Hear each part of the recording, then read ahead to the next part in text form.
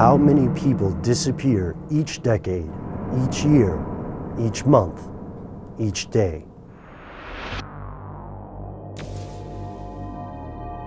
Welcome to the show, ladies and gentlemen. Thank you for tuning in. As always, that's Matt behind the camera. I'm Ben. You're here. Who knows what is floating in the darkness surrounding us, but either way, this is stuff they don't want you to...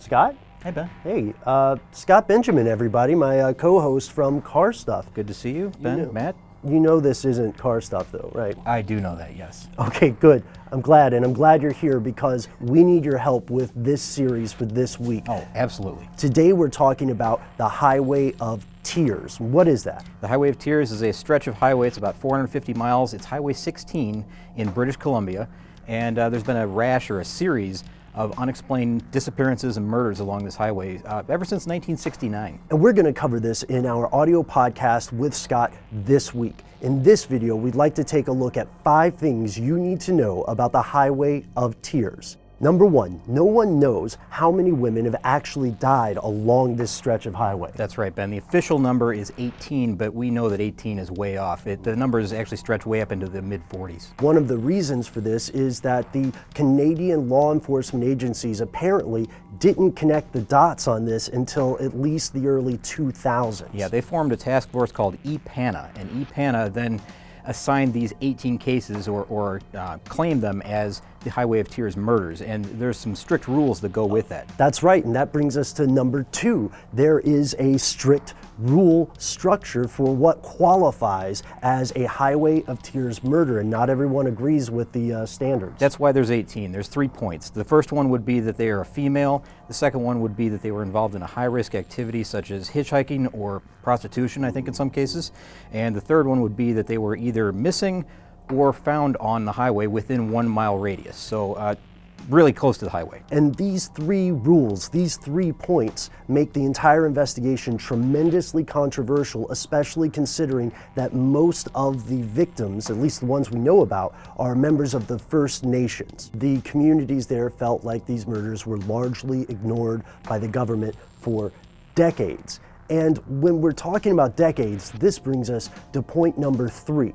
There's more than one killer out there. There has to be. Right, and there's only been one arrest to date, and that was in 2014, and this was Gary Taylor Hanlon, and they tied him in with a murder that had happened all the way back in 1974.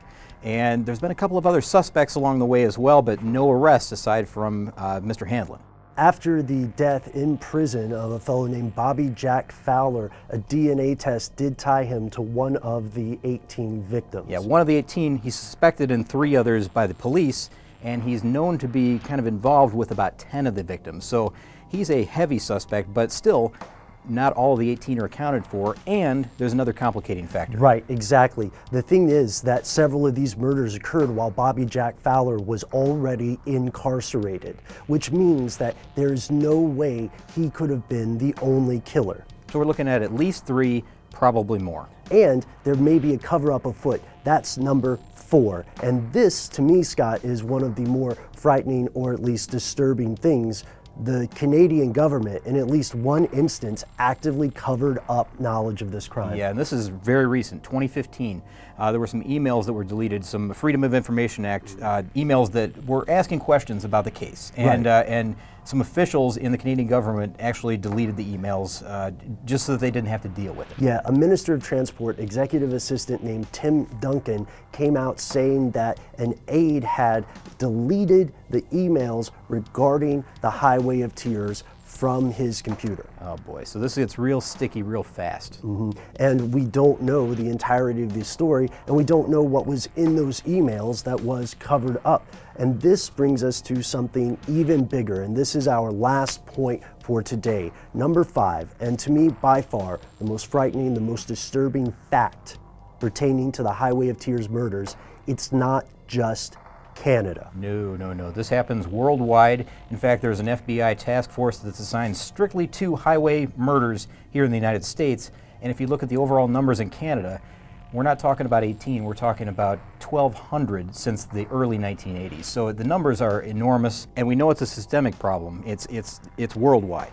Because if you think about it, ladies and gentlemen, highways, especially in rural areas, especially in those long stretches of nowhere, are the perfect hunting ground for serial killers, for spree murderers, for kidnappers, and we don't know how many are out there. In our audio podcast this week, we're going to be taking a closer look at some of the statistics, some of the possibilities, some of the fact and fiction surrounding the story of the Highway of Tears. Scott, thank you so much for dropping by the video today and for doing the audio podcast with us. Oh, of course. I'm happy to join the conversation. And we hope that this is a subject that interests you as well. This is an ongoing, unsolved series of crimes, and we don't know how deep it goes. Hopefully, we'll be learning more about it this week, and we hope you will join us. In the meantime, if you would like to hear more car-related, auto-related mysteries or unsolved crimes, you can check out a few of our episodes over at carstuffshow.com.